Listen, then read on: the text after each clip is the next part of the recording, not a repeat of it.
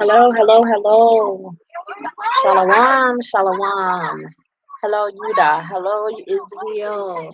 Hello, y'all's people. Um, this is Alicia Ananiah Elda, and I am back and about my father's business. So just wanted you all to please share this live. Come back and join me for y'all's message today. So just want to get this message out. So the message for today is Spain meets Persia and willful adultery and refusal. So um, come on in and join me for hearing y'all's message. Um, this is Alicia Ananiah Elda. This is September 5th, 2022, a man's time.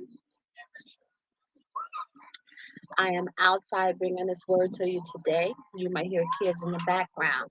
You may hear other people's music in the background. You may hear my instrumental uh, gospel, jazz music in the background because I want to override the other music that's in the background so that my live doesn't get cut off. Just in case my neighbors are playing some other music, I don't want my live to get cut off because you need to hear this message today. Um, so just wanted to start off just thanking you all for joining me today. And I just wanted to say, I'm back and I'm about my father's business today.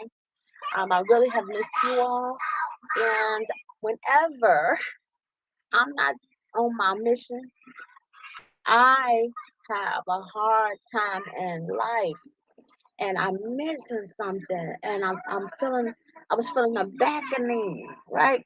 Yeah, I was feeling something. I was feeling like someone right. Things weren't going right. I left the door open a little bit. And so all hell started to break loose when I'm not about my father's business and on my job and in my journey. So I'm back. And the message for today is Spain needs Persia and willful idolatry and refusal. So I wanted to share y'all's message with you today. So we're gonna get right into the message today. Um, forgive me for the phone moving around because I'm outside. I'm not really set up to be outside, but I just wanted to be outside giving that message today. So bear with me on that. Bear with me, you all. All right, so let's get into this word. As always, we always start off with a prayer, and I hope you all can hear me clearly. So, y'all, thank you for blessing us in your word today. Thank you for using me as your messenger, that you will bring your words through me. I ask you to apply um, through me all clarity so that your people may be able to understand and hear your word as you would have them to understand it, God. So thank you for blessing each and every one of us on this live and those that are extended from the roots. That you just bless each and every soul here today so that they may be have an affirmation, so that they may have a confirmation, so they may walk away with the understanding, so that a seed may be planted today. So just for clarity, for light. Thank you for bringing light. Thank you for appointing and calling those who bring light and truth and honesty, right? And so we understand now that no one is perfect and that you have appointed and called your people and those that you have called to bring forth this truth at a time such as now and these days of now.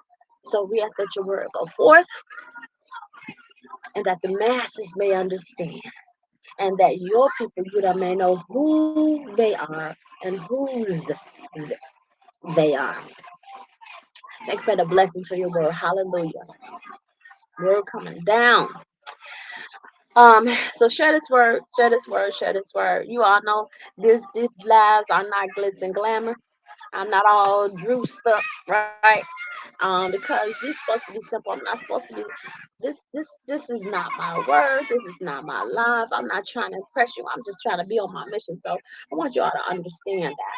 And so man, I always see all the prettiness and all that because you know what, at a time such as now, the truth is not pretty. It's not. We gotta understand what we're supposed to be doing at a time such as now. There are a lot of my brothers and sisters who are in the calling, right? In the calling for the time such as now. And what a lot of them are doing are they're trying to bring forth truth and righteousness. But see, I was guilty of this too. That I was spending so much time trying to bring people down who were stumbling blocks and being in the way that I was not being on my mission, excuse me, because things are blowing around out here. I was not being on my mission. And so I wasted a lot of time and energy doing that. So I don't want to do that. And my brothers and sisters, you shouldn't either because you got to understand something. There's this willfulness and this wanefulness, right? And so, as long as you are bringing a word and you're planting a seed or you shedding some light, and if somebody you're speaking with, somebody or a whole lot of somebody's, seem to not hear you, they're gonna have enough time for reflection once you walk away from them, and they'll understand something will carry in their spirit. And so that's how the light of Yah works because some people may not always get it. There may sometimes be a willfulness. There sometimes may be a wakefulness. There sometimes may be a refusal. But when the seed is planted and the light is shed, they have no choice. They have no choice but to think about it and recollect. Y'all said to me, I hadn't been on here, right? And like I said, all hell started to break loose when I'm not on my journey. And when I'm not staying connected to Yah, you all have to understand that. When you're in this purpose and you're in this mission, and when you know what's right for your life, right? You don't have to be appointed or called, but you're just trying to live right. You got to understand that fighting bees out here, you all, so forgive me. Um, that it's a daily struggle. It's a struggle. It's always not even just daily, but it's a momentous struggle. You know, we struggle all the time because we in the flesh. As long as we in the world, we in the flesh, we're gonna have this struggle. So understand that, okay? And so when I didn't step away, I just trying to make some things happen in my life. And so y'all said to me, um, you don't get so busy with life that you forget about me. You know, um, did you worried about life, but did you forget who brings you life? I'm sharing this word with you all too because we get so engrossed in trying to make it, trying to make sure we stay above water. Of course, I understand that, right? But then we forget. We forget. See, while we running around like chickens with our head cut off, and we struggling, and we working late, and putting in our hours, and making sure bills paid, and making sure the kids okay, and the school closed, and all the things that we do in life, right? As parents, or as even as an individual, we seem to forget that we still breathing, and and who and what makes that possible? Because all that running around and all that other stuff we're doing, if you wasn't alive, of course you wouldn't be able to do it, right? So we gotta understand. Yeah, I said don't get too busy or so busy with life that you forget what gave you life. Hello, there's a message in that. And let this word come full circle today. So hallelujah. Let's get started in this word. And as you all always know, I always say make sure that you pull out get a pen and paper and let's get started in this word. So you can go back and research and reproof for yourselves. So let's get started in this word today. The message and Shalom, Shalom Rashan, my brothers and sisters, Utah, Israel, Yah's people, right? And so share this word and share this message today. So let's get started. The message for today and this is the first day of the Hebrew week. Okay, so Shalom Rashan. The message today is Spain needs Persia and willful adultery and refusal. And so here we are in Exodus chapter 4. We're somewhere around day 30, I want to say day 37. So I'm gonna be specific with you all, let you know exactly where we are. But in the meantime, let me get to the word. Make sure you get your pens and papers out so you can go back and reflect and understand where we are in this word and in this message. All right? Because the word said, go back and study yourself approved. It doesn't mean that you have to do this, but if anything catches your attention, that means that a seed was planted, and you want to understand that. Because what you don't understand is once that seed is planted and something captures your attention, and you go back and research it, you're gonna want to keep going. That's when you get a thirst, and you're gonna keep going, and you're gonna keep going. So that's usually what happens when the spirit hits you. Um, so let me get to this word. Let me get to this word. Bear with me a second. Oh, bear with me a second. All right. Had to make this a little bit bigger. Huh. All right. You all know I always say all word is a good word. But there's a lot of hidden messages in the word. And you have heard me say this a lot of times, and for those that are new coming in on the first time, we as a people, um, we have been conditioned to learn information that was designed and to intentionally mislead you, so it leads you away from the truth. And so um, people debate and argue all the time, and really it's unnecessary because see, this is what I understand, and I never debate or argue anybody about the word.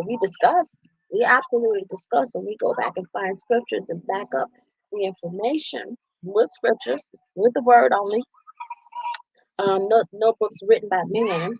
Um, but that's all we have, because what I tell people all the time, unless you were there at the time of the incident or the matter or the issue, whatever it was, then you're gonna have your opinion, I'm gonna have mine. And everything that we see in books is a story retold. It is his story. It's somebody's story. So um basically boils down to these religions, these ideologies boils down to what you choose to believe in. So whether you believe in what you believe or whatever, whoever your God is, and I believe in what I believe, see, for me, it's backed up by my experiences, not just an ideology. I have my own experience, which have confirmed my thoughts on my ideology. Have you? Okay, and so that's what I look um for to confirm my truth. What's my truth?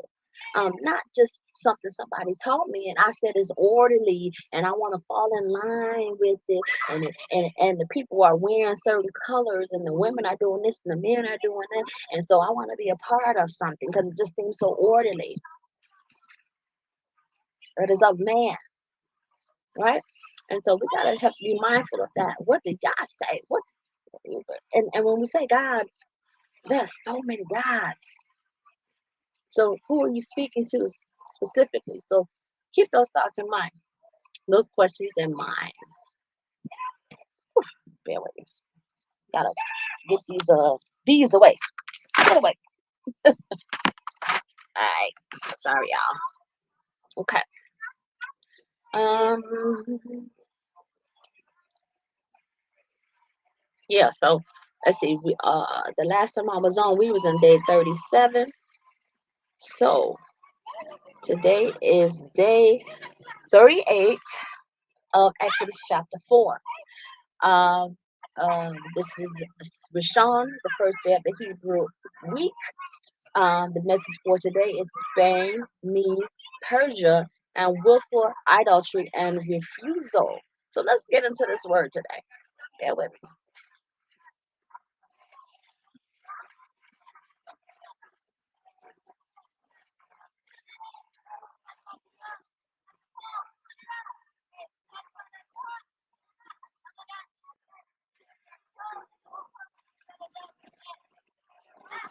All right, so let's get into this word today. So, we're gonna talk first about Perez. P-E-R-E-S, Perez. Perez is Spain, Israel. Spain, Israel. So you might want to research this matter, right? So I've been seeing a lot of people in this awakening, and they were talking about how the bats and a lot of the information which I mentioned, part of the intentional misleading to hide the truth from you, right? And so a lot of people are coming up with and researching, and a lot of information is popping up about geographical locations. Where is really Babylon? Where is Israel, and so on. And then a lot of information is coming up that um, Spain was considered North America. Places of China, which of course had another name. All of this was used to be one unit, one large landmass. So a lot of information is popping up like that. A lot of information is popping up where people are questioning where is Eden, and biblical names of places that have been changed, right? Um, Note that there are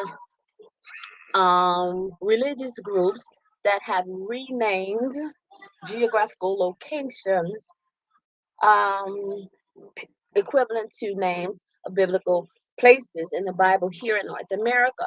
So don't be misled, but understand, research it out. That's what I'm going to tell you. I research it out. Okay, so getting back into this word, Paris is Spain, Israel, right? Um, is Spain part of Israel? If it is, then it's part of Judah, right? So what tribe is Spain? So when we think about religions, right? And we think about Christianity, right? And you have a lot of and I want to start dividing people or dividing the word by ethnic groups, right? But I have to say it in this manner when we talk about Spain and the people that we understand, or we were taught that, or we think that comes from Spain. We think of people of what a Mexican descent, um, or possibly a Puerto Rican descent, right? Because we're familiar with those terms, but we were misled because there were a lot of people that actually came from Spain that we were never taught that they did. So we have to understand a part of that misleading too, right? So um, let's keep going in the word. So the Romans seized Jerusalem in 70 AD and held the nation of Judah captive in Spain. The Hebrew name for Spain is Sephardi. Sephardi. The Sephardi Jews.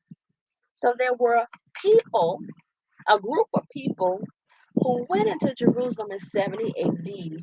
And so they took another group of people captive, and they held them captive in the place we know as Spain. These people, this group of people who held Judah captive, they were called Sephardi Jews, and they looked a certain way, right? And so part of that intentional misleading and part of that assuming became a truth. Was it real? But do we know this, right? So let's keep going in this word.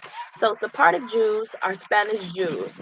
They were forced to convert to Catholicism, or if they didn't convert to Catholicism, they would face expulsion from Spain after 1492. That wasn't back in AD. So there was a whole other time that there was Judah. Judah was actually part of Spain. Hello.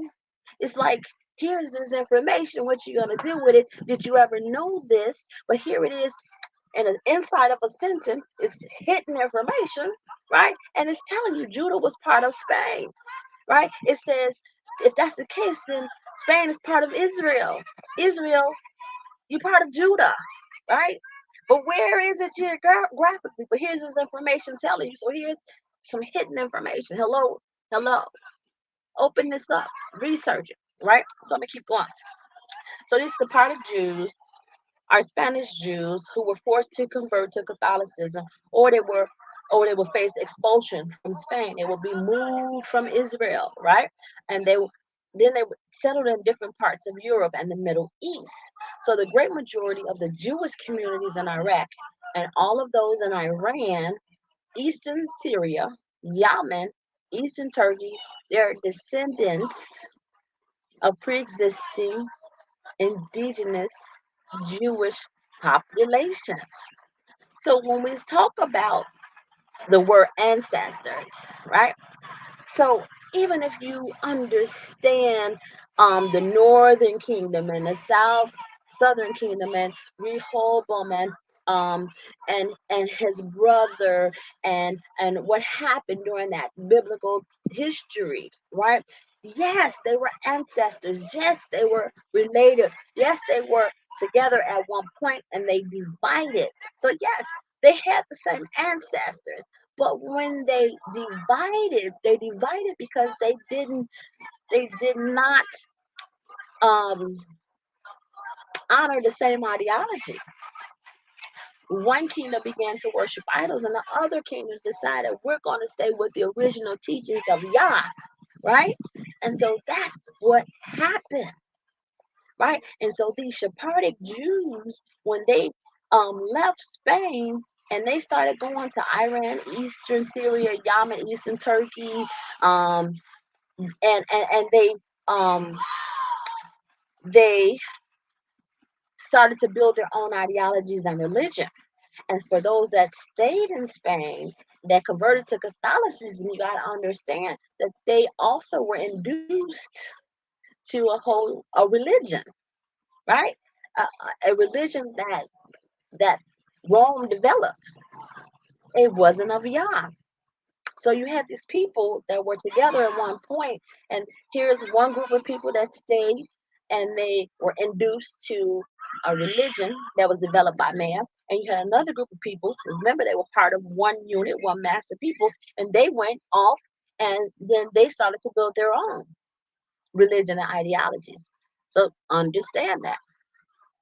Um, So these people, when they went off to Eastern Syria, Iran, Yemen, Eastern Turkey, right? They adopted Sephardic rites and their traditions, and um,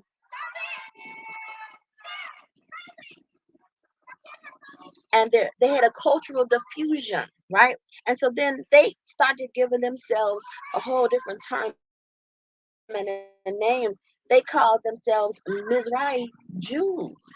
That's what they called themselves. So So when we when we when we hear people talk about, hey, you're not part of Judah. Oh, you look like you look a certain way, or where are you from means you can't be Judah or you can't be Israel. You gotta understand, God's people, um, that everybody that's part of Judah may not have a certain skin color, right? Everybody that's part of Judah may be from different places, right? And so if we gotta dig into this, gotta dig into this to understand this, because there was so much diffusion, right? During the time of the separation, right? Even Judah, who remained true to Yah, was pushed to different parts, the four corners of the world. They became diffused into um, other races and nationalities too. And so they all didn't look alike. So they had to be honored by the spirits. What happened to the original way that Yah intended it to be? Did they hold on to their spiritual values that was intended for them to have by Yah? That's what they were going to be judged by. That's what they will be judged by. That's how it always has been. Okay? Man and people started to look at each other and say, hey, your hair is like this, or your skin color is that, or you're dark, or you're light, or you're red, or any of those things. And men started to divide and diffuse based on physical characteristics. It wasn't Yah, because Yah judged by the spirit. And even when Catholicism came into play, they started to create um, societal levels, and gender levels where it put the man dominating over the woman. Man did all of these things. And so they made it law. You hear me? They made it man law. It was never, and I want you to hear me, Hebrew brothers especially, because y'all wrong when y'all teach this. It was man law. It wasn't Yah's law. It wasn't. It is not. And for those of you who are following Catholicism and any religions or ideologies that teaches dominance of the man over the woman, you're wrong. Get out the way, because you are stumbling block. And if you are teaching that from the moment that you hear this, or you know better, or the moment that you knew better, you are going to be punished.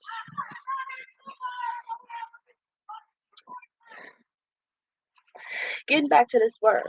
So our Sephardic Jews from Israel, of the estimated 1.5 million Sephardic Jews worldwide in the early 21st century, remember we're in the 22nd century, so there's far fewer Sephardic Jews than in the Ashkenazim. So there are, because of where these Jews they migrated to, they started to do their own thing. They started to call themselves, okay, well, you're Sephardic Jews, so we over here we're Jews too, but we're the Ashkenazim Jews, and we over here we're this kind of Jews. So they started to rename themselves, right? They started to redevelop themselves, right? And so here in this research I'm sharing with y'all is saying the largest number of Ashkenazim Jews were residing in the state of Israel. And the chief rabbinate of Israel has both a Sephardic and an Ashkenazi chief rabbi. So why would this Jewish religion have what's considered a rabbinate, right? It's a title of an individual or a few individuals with this title, which conveniently made it so we want to make sure that we are serving these Sephardic Jews over here. We want to make sure that we can serve the Ashkenazi Jews over here, and any other names that they created and developed for themselves, right? So understand that from a certain point, this became the norm, right? Okay, and so was Judah, was Israel calling themselves that? No, they broke off and started calling themselves Jews. Hello. Now, I don't want to step away from the research for a minute, because if we understood the story when Yeshua was being crucified, they put on the top of the cross, right, a a, um a plaque and called him a Jew. So if they called him a Jew at the time he was being crucified, it must not have been a good thing, as they put it there as part of being crucified. So you got to understand that. All right. So I'm gonna keep on going. I'm gonna keep going. So we get into the word now in the Bible. So make sure that you all, make sure that you write these scriptures down and go back and look at them. So the first one I want to go into is, bear with me. Oh, sorry. Bear with me a second, you all. I'm sorry.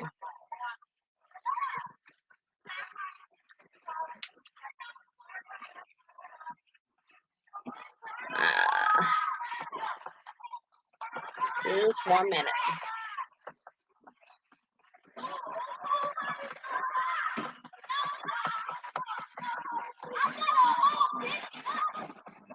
You all hear the kids in there in the background.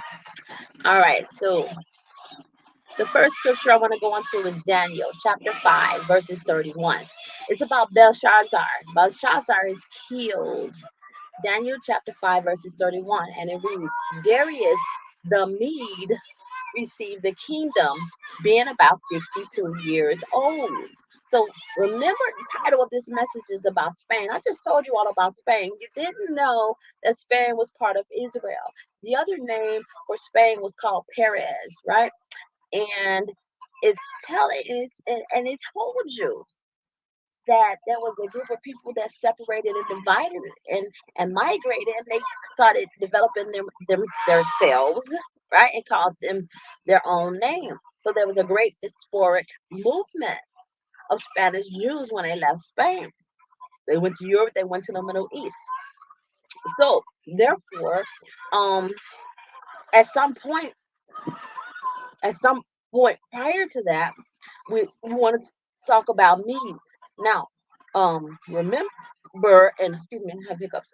In a previous teaching, I was telling you about um Mede and Persia and so on. So we're gonna get back to that word because I always like to go back and reflect the scriptures that are associated when I bring these things up again.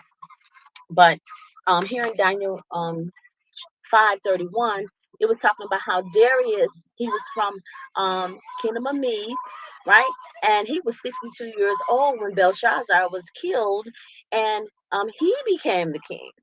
Okay, and so here, and so Darius was the king over Babylon. All right, Daniel is promoted. So Daniel chapter 6, verses 1 and 28. It reads, Daniel chapter 6, verses 1.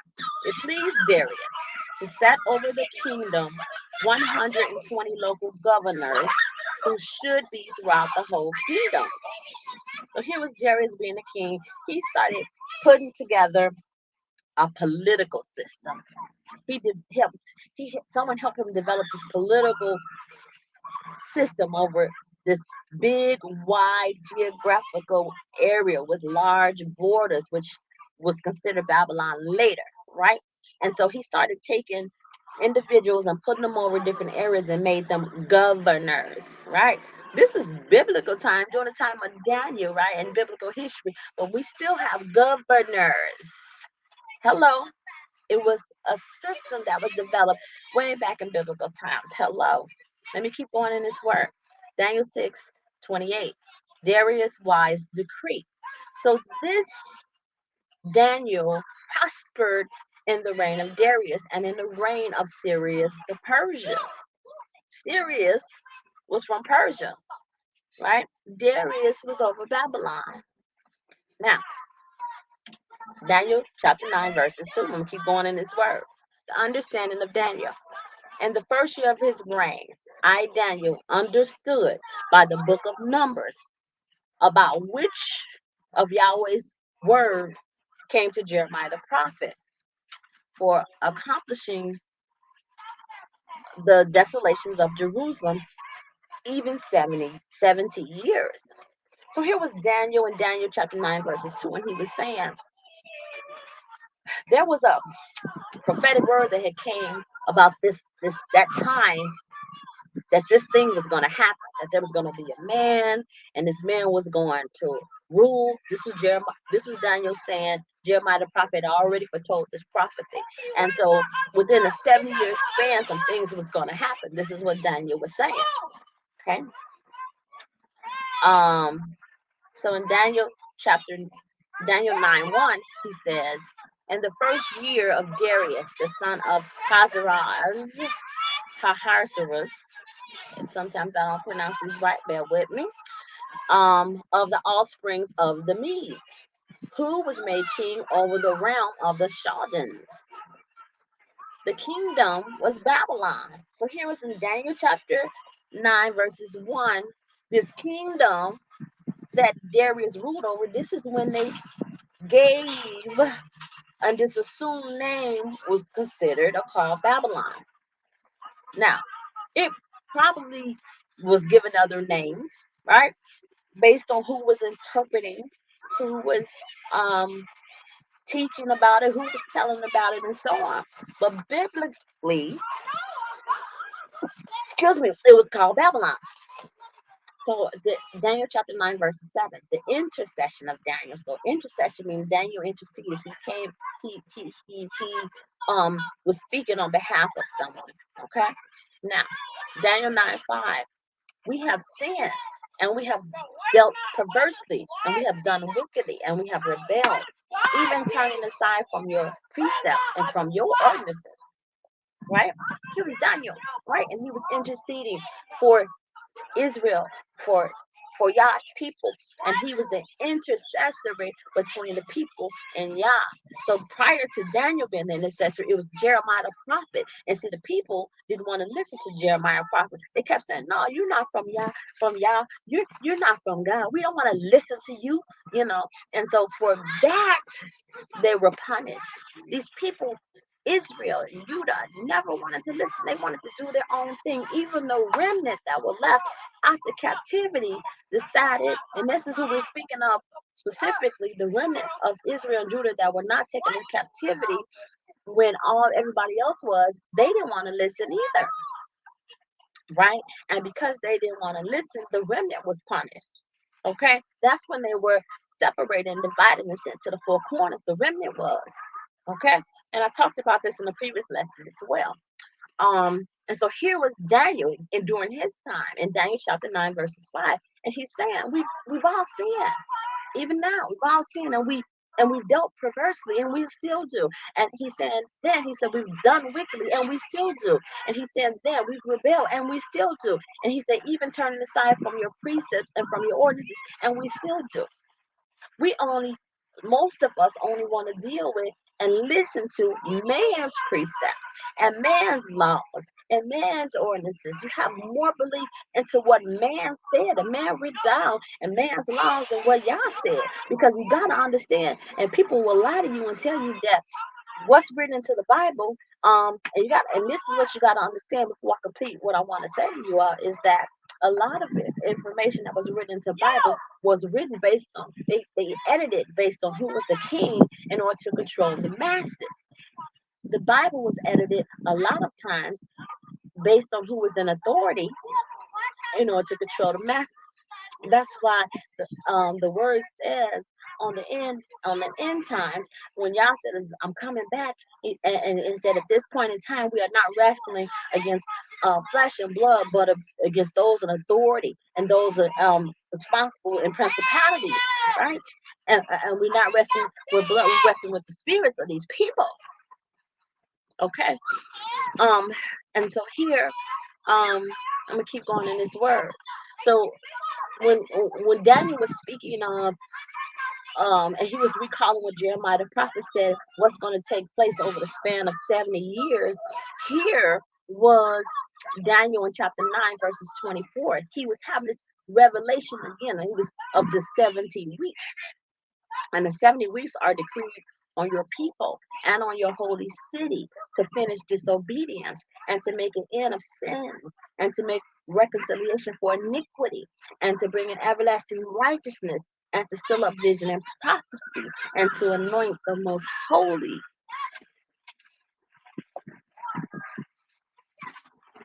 So here was Daniel chapter 9, verse 24. The 70 weeks, right? Sometimes these religions want to take the idea of what the 70 weeks was meant. The 70 weeks, Yah's people, Israel, is for an atonement, a time of atonement, to upright things, to get things right. If you did something wrong, if you mistreated somebody, if you cheated someone in finances or in business, right?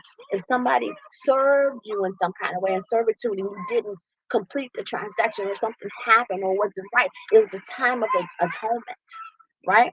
And so it was a time to finish disobedience, a time to make an end of your sins, to make a reconciliation for iniquity, and to bring an everlasting righteousness, and to seal up vision and prophecy, and to anoint the most holy. What's the length of time for 70 weeks, right? So we know that's 4 weeks in a man-made month, right? And so 70 weeks of man-made time is what, right? How many weeks is that? Okay. So think about that, because um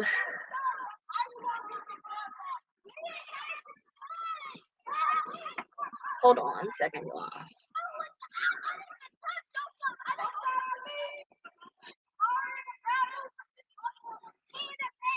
So 10 months, 10 months, right?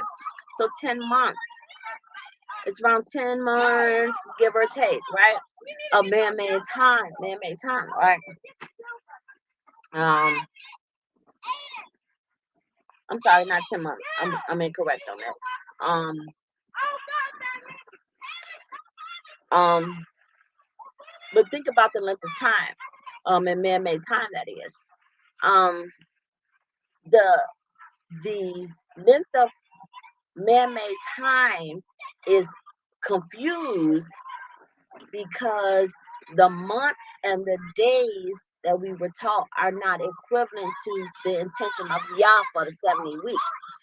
When man started to change the timing of the 70 weeks was off, just like for each day that was accounted for was never a whole day of night and day. It was from the same time one day to the same time another day. And so therefore the timing of the 70 weeks would have been off in man-made time. So we really have to go back and think about that. And let's come back and talk about that.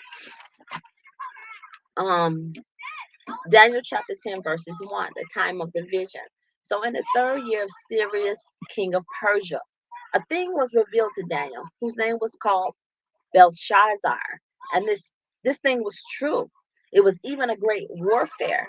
Daniel understood this thing, and he had this understanding of the vision. So, Daniel was given the Babylonian name Belshazzar. This name. I want to give you all some research that came up with this name Belshazzar, right? So Belshazzar, it had like Akkadian, Roman influence, origin, background, right? This name Beltuarer was also written with the with the remember you all heard me talk about like biblical numbers and things, right?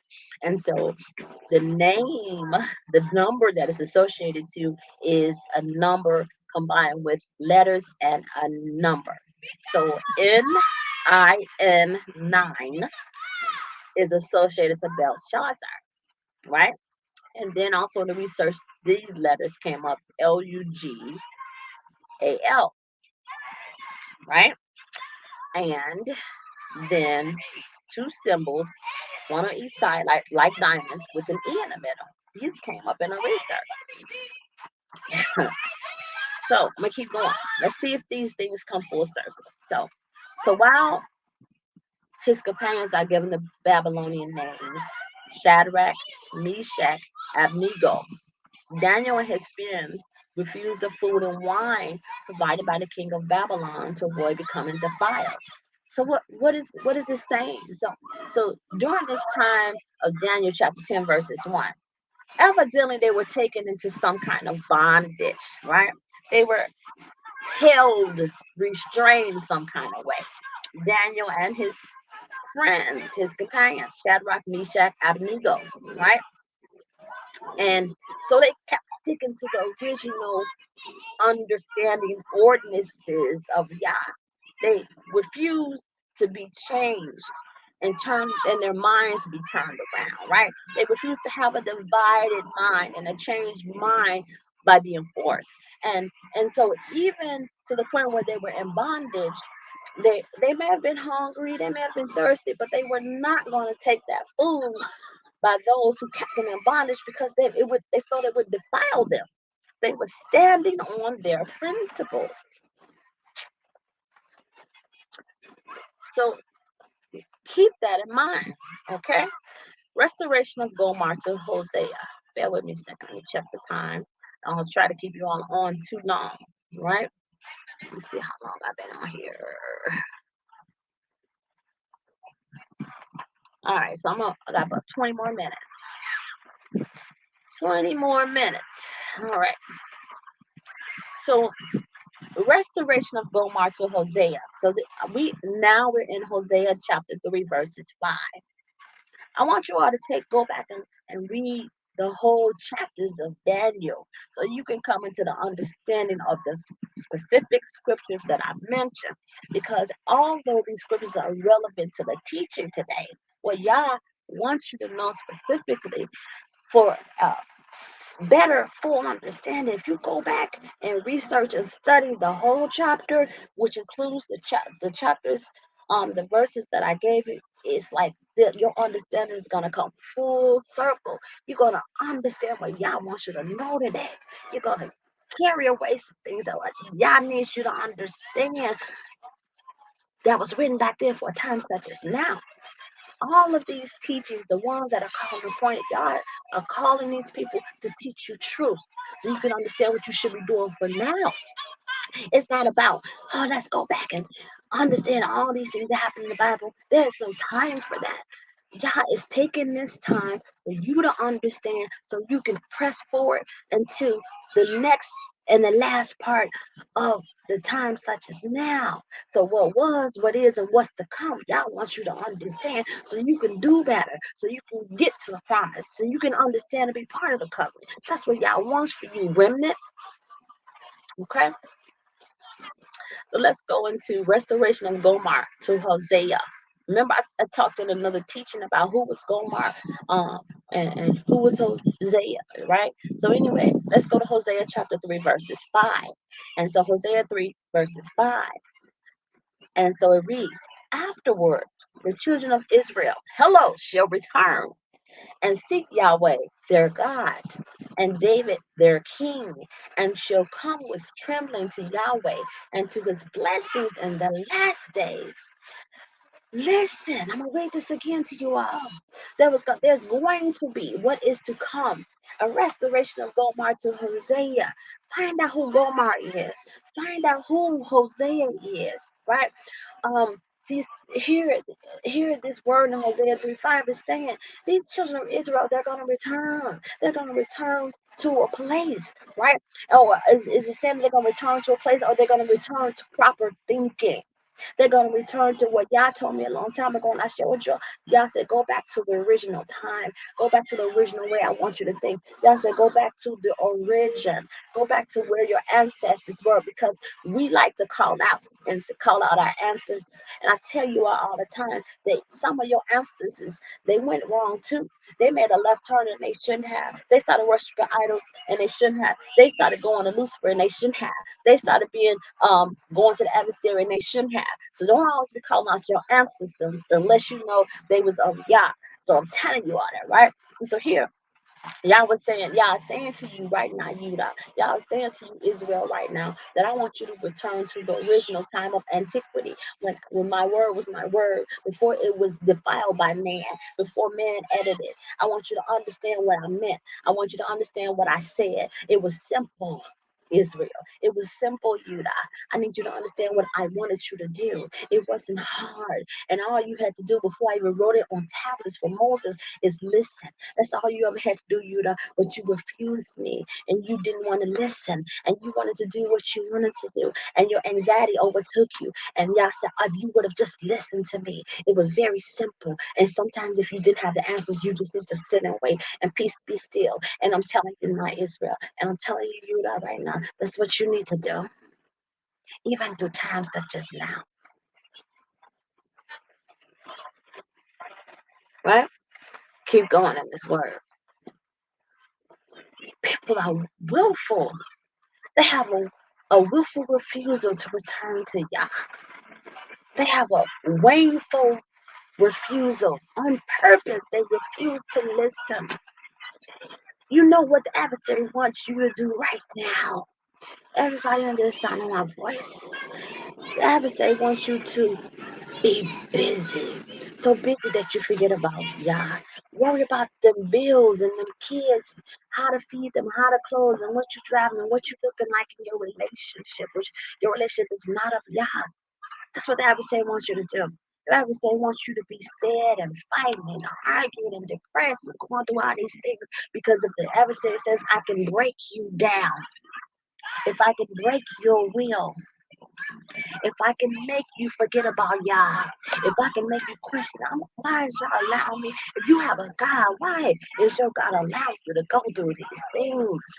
And you start questioning, you begin to doubt Yah. And the more the adversary is saying, the more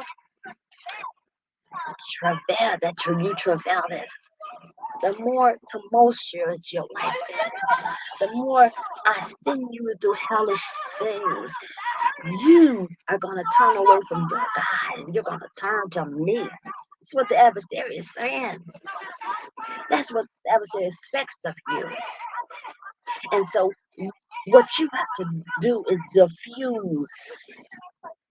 Every time you're going through something hellish, every time you're going through something tumultuous, every time you're going through problems, every time something just don't seem right, you gotta let Yah be the intercessory.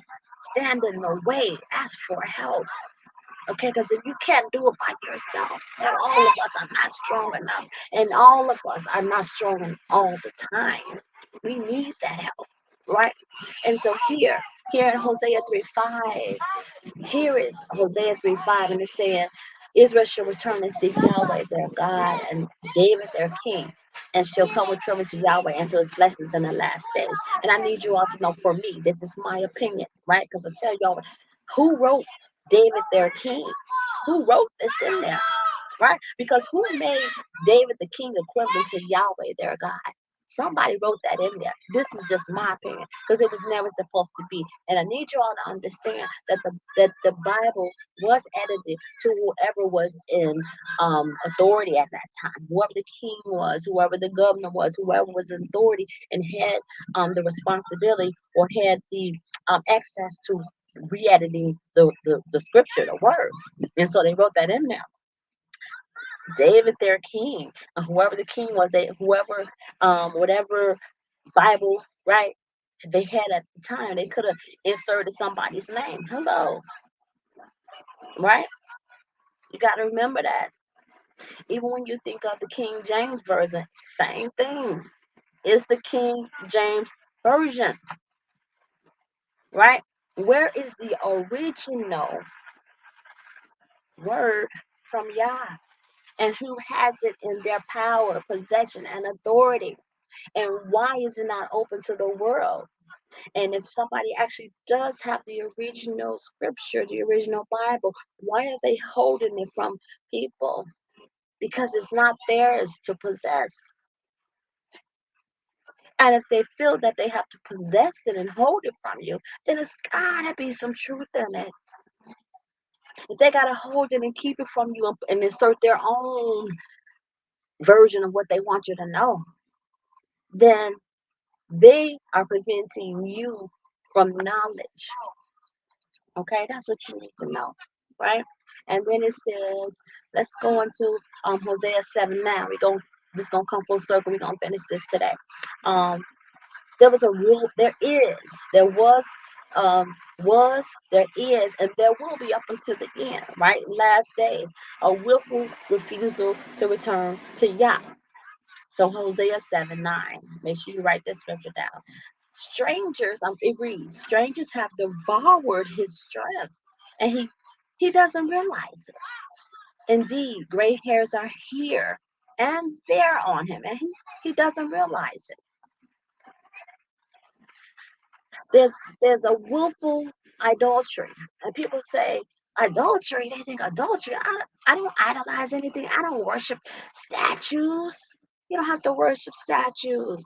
What is it that you put a lot of emphasis on? What is it that you covet? What is it that you hold dear and don't want anybody to touch? Is it your money? Is it your house? Is it your cars? Is it your children? Is it your husband? Is it your gym shoes? Is it your clothes? Is it the fake hair on your head? Is it your natural hair if it's beautiful? What is it that you idolize? Because if it's not Yah that you are coveting, if it's not Yah that you're holding dear, and if it's something that's of the world, that was made in the world, that you're holding on to so dear that you don't want nobody to touch it, you are in idolatry. You are idolizing that thing. In idolatry, it doesn't have to be a physical thing. It could be a relationship. I've seen movies and I've heard women and I've even heard men. That woman or that man, female, male that's so important in their life that they rather choose that person over God. That is our idolatry. That is willful. You are intentionally holding on, carrying, coveting, loving something or someone that is not of the spirit. It's material, it's physical. If it's anything, any sort of relationship, it's not of Yah. Hosea 8:7 says something about this willful adultery. It says, "For they sow the wind, and they will reap the whirlwind." The people that do this, they don't have standing grain. The stalk will yield no head. If it does yield anything, the strangers will swallow it up. What is this? What is this? What is this? Hosea 8:7 saying? Chapter 8, verse 7. It's saying, for those of you all who are holding on in this idolatry of sorts, you sowing the wind. You're gonna reap the wind. Who can reap the wind? Who can put the wind in the bag and say it's mine and carry it? You can't. It has no value. It has nothing. You cannot possess the wind. Nobody can possess the wind. So therefore, basically this word is saying you'll reap the whirlwind. If it's basically saying the same thing. For any of you that are holding on to something that you're not supposed to be holding on to, it has no value. You're not going to get anything out of it. Just like Yah says, and it makes it equivalent to um having growing something. If you don't add a seed to it, how you gonna grow something? Or if you're gonna expect to go walk up to something that is grown, if you really didn't put it there, or even if you did try to plant it, if you didn't attain to it, if you didn't maintain it, anything does grow, somebody gonna come along and swallow it up because you didn't maintain it. You didn't put any time into it. You didn't own it. So God's basically saying anything that is not yours, anything that you can hold on to, has no value. It's you. It's willful adultery. Understand that. I don't know how many different ways that I can explain that to you, but we do these things in life over and over and over and over again. So I want to get into this before I end tonight. Talk about this King David, right? This King David, right? And so, in some teaching, and go back and research this too for yourself, because when the kingdoms divided, the northern kingdom and the southern kingdom, and Rehoboam, uh, the brothers, and one of the brothers got killed. At the same time, one of the brothers got killed. David's kingdom, him being a king, had actually ended. There was no more Davidic line. There was no more line of David. There was no authority with King David. King David, somebody came along, an actual man came along and started to develop this idea about King David. And it was the same, this person's ideology was the same ideology as those Jews who went to different parts of the world and started developing these ideologies. Ashkenazi, Mizrah Jews, and all of this, they fell under these same lines, right? And so they had the same standard, but they had these little twists on. Hey, we the Ashkenazi things. We follow this standard. Everybody, all the Jews follow the same standard, but this is what we do. We do a little bit differently, or the Mizrahs do a little bit differently. And so here, this Davidic line, David fell under this because they started to change the ideology of who David was, and they started to make him more about this Jewish influence. Okay, and so understand, when the king is divided and one of the brothers died, the Davidic line ended there. When you all start to hear about these different Jewish influences, man developed that. Understand that. It was never about David, the original David, right? And it was never about what Yah said. Understand that. So let me give you some facts about David King. We're going to end right there tonight. So why was David so important in the Bible? As Israel's second king, David built a small empire. He conquered Jerusalem, which he made Israel's political and religious center. He defeated the Philistines so thoroughly that they never seriously threatened the Israelite security again, and he annexed the coastal region. Basically, it meant that he was the king over a large kingdom, right? So his last words before he died can only be found in the book of Samuel. Here are King David's last words. He said, "The Spirit of the Lord of Yah spoke by me, and his words was in my tongue." The God of Israel said, they called David called the God of Israel the rock of Israel. He said, he spake to me, he spoke to me. He that ruleth over men must be just, ruling in the fear of Yah. This is what David said when he passed away. Let me break this down so you'll understand this. This is going to be the last thing that you all need to understand tonight.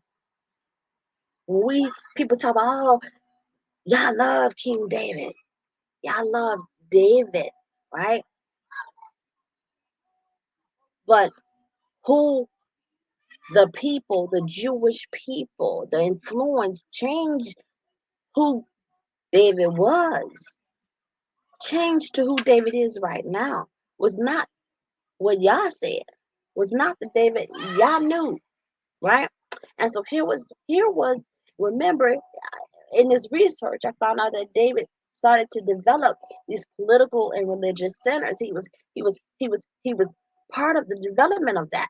These things systematic, religious systematic, uh, political things, systems. These were systematic. He had developed these. But then when he was dying, he said, "I've developed these, helped develop these systems, and I had power and authority over it.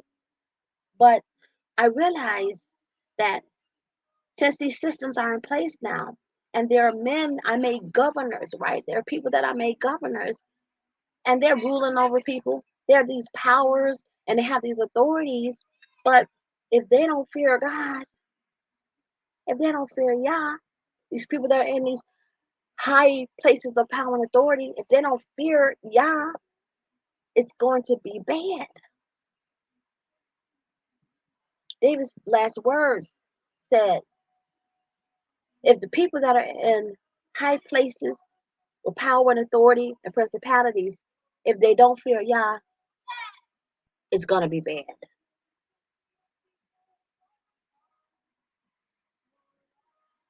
I'm going I'm gonna let you all ponder on that. I'm gonna let you all think about that. I'm gonna let that sizzle in y'all spirit tonight. Because if those were the last thing that David spoke, he said to you all,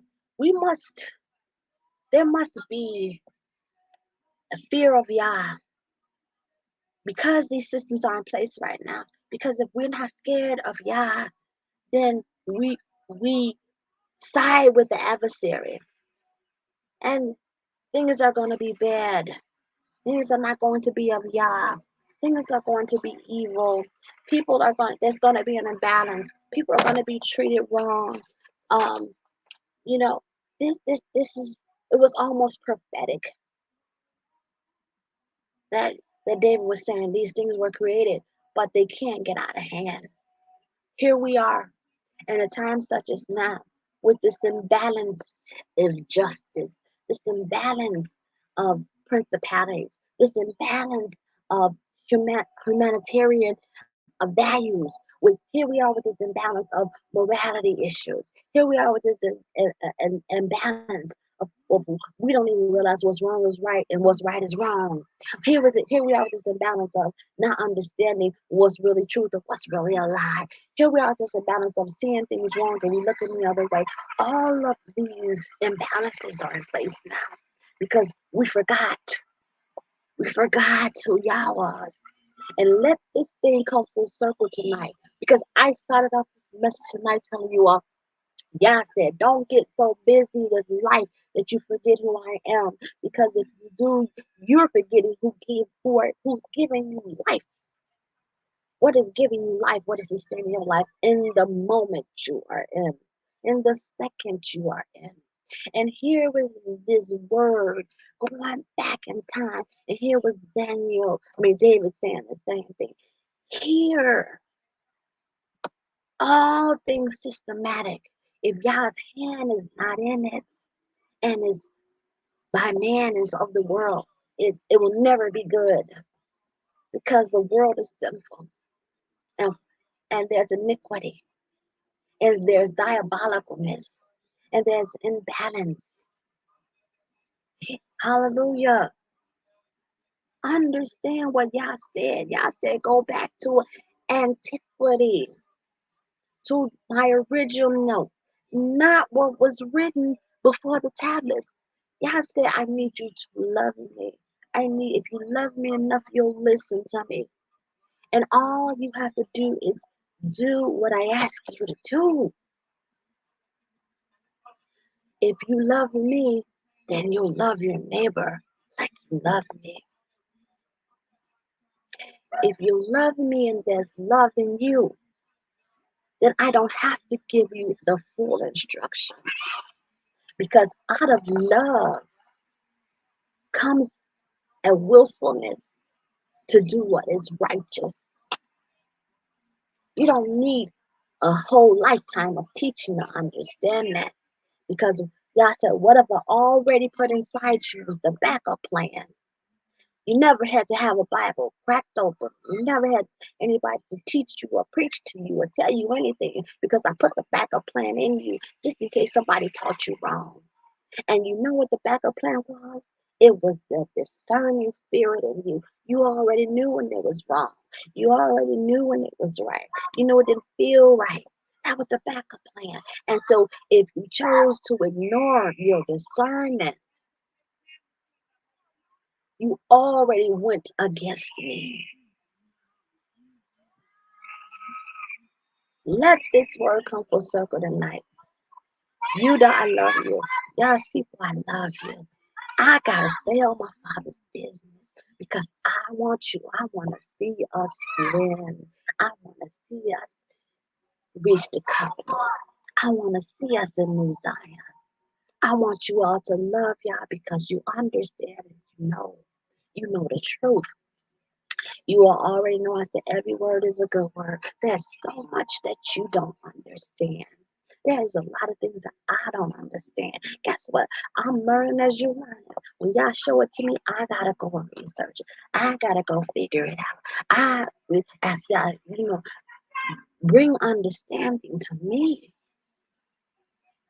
And sometimes it's never rehearsed, but sometimes as I'm in the moment in the spirit, God's giving it to me to give to you.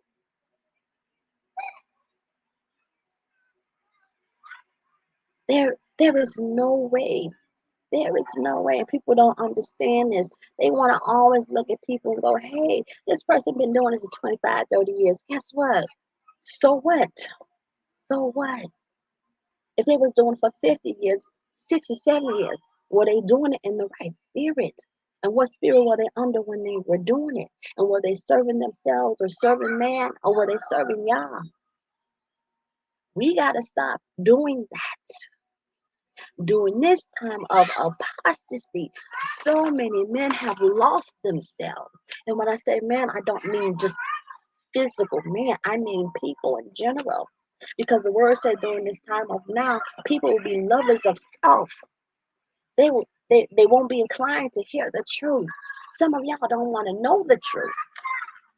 Some of you all refuse the truth. Some of you have a willfulness and a waywardness to not listen. right? You so worried about these things in the world that you were so busy worried about what somebody told you, what man said, that you just falling in line with everything the adversary wants you to do. Keep on falling in line till there is no more you. Okay? Because only those who are the remnant that will listen to Yah is going to be preserved by Yah. If you keep on listening to man, everything that the adversary wants you to do is going to happen. I need y'all to understand that. I need y'all to understand that. Your end will be the end of you if you keep on listening to man. You got to stand on your faith. You're going to have to stand on your belief.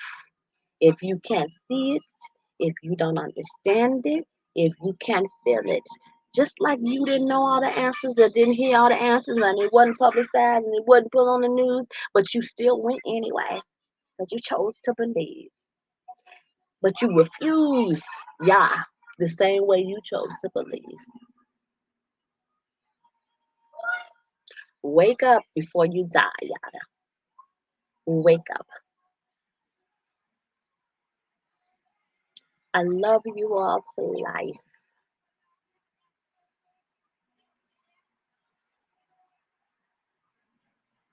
Yah, thank you for bringing me to this moment. Thank you for blessing each and every soul at the sound of my voice, sharing this live, hearing this word, hearing this word. And for those that even hear it later, add a blessing, add an understanding, add a seed, so they can also be in the covenant and the remnant. Thank you for using me as your servant. I ask that you, Yah, help me to be what you want me to be. Thank you. Thank you. Thank you. Thank you. Israel, Judah, please come back for the word, for the blessing, for the hidden prophecies, for the hidden words, so that you may understand who you are. Walk away with knowing some of these scriptures. Go back and research. Know now, Israel, that you are part of Spain, that you're not just who you profess to look like, that you can look like Judah. Israel can look like a whole bunch of different things. From now on, know that Judah is being judged by the spirit, not by the appearance. We need to trust and believe on God's word because it was so different from what we were taught. Come back, share with me, you all. I love you, Judah. Peace, love, and light.